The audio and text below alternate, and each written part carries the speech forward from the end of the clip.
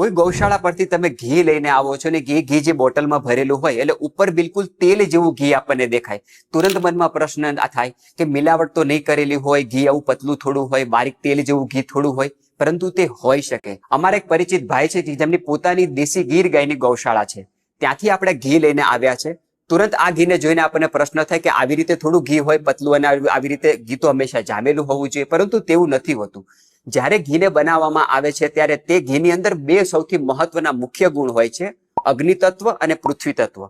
અગ્નિ તત્વ વાળું જે ઘી છે તે ઉનાળાના દિવસોમાં અથવા તો ઠંડીના દિવસોમાં થોડા એવા પ્રમાણમાં આવું લિક્વિડ ફોર્મમાં રહેતું જ હોય છે, કારણ કે શુદ્ધ જે ઘી હોય છે તેની અંદર અગ્નિ તત્વ અને પૃથ્વી તત્વ બંનેનું કોમ્બિનેશન હોય છે.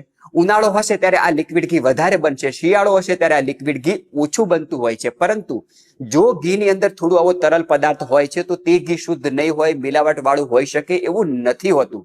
સૌથી મહત્વનો પ્રશ્ન એ છે કે સૌથી વધારે ઘીની જે મેડિસિન પ્રોપર્ટી જે છે તે અગ્નિ તત્વમાં હોય છે, અને ઘીની અંદર જે બલ પ્રદાન કરનારી જે ગુણ જે છે તે પૃથ્વી તત્વની અંદર હોય છે. બંનેનું સંયોજન થઈને ઘીની મેડિસિન પ્રોપર્ટી વધે છે. તો જ્યારે તમે ગૌશાળા પરથી ઘી આવો અને થોડું લિક્વિડ એમાં રહેલું હોય તો જરા પણ ચિંતા ન કરશો, એ બિલકુલ નેચરલી જમા હોય છે. બસ ઉનાળો હશે તો તરલ ઘી વધારે નીકળશે, શિયાળો હશે તો તરલ ઘી ઓછી માત્રામાં નીકળતું હોય છે, પરંતુ તે અગ્નિ તત્વ અને પૃથ્વી તત્વ બંનેનું કોમ્બિનેશન થઈને બનતું હોવાના કારણે એ લિક્વિડ ઘી એમાં બનતું જ હોય છે, તેમાં મિલાવટ જેવું કશું હોતું નથી.